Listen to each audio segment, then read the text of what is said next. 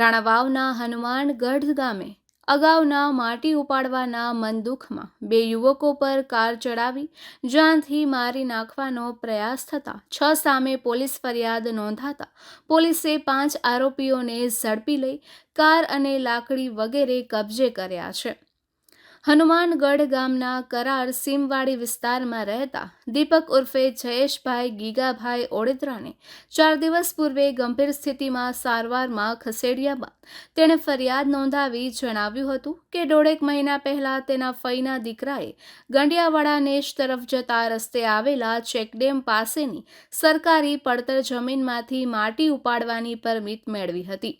તે સમયે ગંડિયાવાડા નેશમાં રહેતા વીરુ વેજા કોડિયાતરે આ જમીન પોતાના કબજાની હોવાનું કહીને માટીનું કામ બંધ કરાવી બોલાચાલી કરી હતી. એકાદ મહિના બાદ વીરુ ત્યાં ચોરી છુપીથી માટી કાઢતો હોવાથી દીપકે પોલીસમાં જાણ કરીને ટ્રેક્ટર પકડાવી દેતા આ બાબતનું મનદુખ હોવાથી શનિવારે રાત્રે 9:30 વાગ્યાની આસપાસ દીપકના માસીનો દીકરો સાગર મોહનભાઈ ભૂતિયા સમાધાનની વાત કરવા માટે રાણાવાવ આવ્યો હતો અને બંને ભાઈઓ મેણંદ લખમણભાઈ ગોઢાણીયાની વાડી સામે રોડ ઉપર ઊભા રહીને વાતચીત કરી રહ્યા હતા. તે દરમિયાન ગંડિયાવાડા નેશ તરફથી એક કાળા કલરની 4 વ્હીલ કારે ફૂલ સ્પીડમાં આવીને રોડ પર ઊભેલા દીપક તથા સાગર પર કાર ચડાવી દેવાનો પ્રયાસ કર્યો હતો.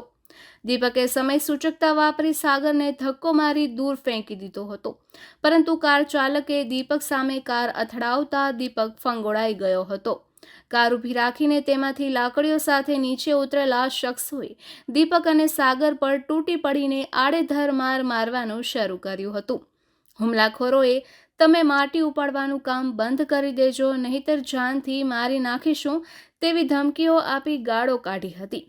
પોલીસે હુમલો કરનારા કરશન કાનાભાઈ કોડિયાતર, દાના નાથાભાઈ કોડિયાતર, વીરુ વેજાભાઈ કોડિયાતર, જીવા નાથાભાઈ કોડિયાતર, કાના નાથાભાઈ કોડિયાતર તથા એક અજાણ્યો શખ્સ મળી 6 આરોપીઓ સામે રોયોટિંગ અને હત્યાના પ્રયાસ અંગે ગુન્હો નોંધ્યા બાદ કરશન સિવાય તમામ આરોપીઓને ઝડપી લીધા છે અને હુમલામાં વપરાયેલ કાર અને લાકડી કબજે કરી વધુ તપાસ હાથ ધરી છે.